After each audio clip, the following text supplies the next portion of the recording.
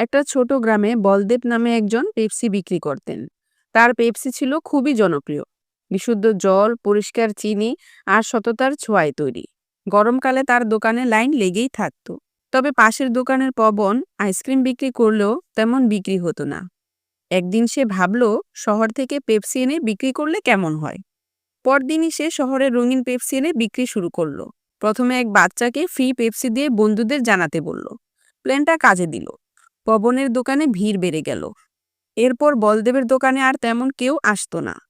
বলদেব মন খারাপ করে বসে থাকতেন।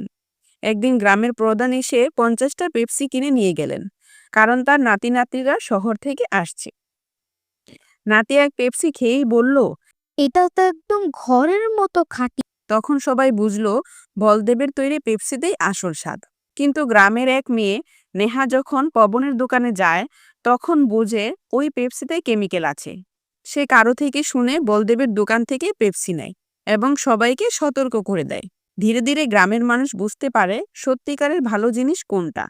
পবনের দোকানে আর কেউ যায় না, আর বলদেবের দোকানে আবার আগের মতো ভিড় জমে। খাঁটি জিনিসের দাম সব সময় থাকে, শুধু সময় লাগে সেটা সবাইকে বোঝাতে।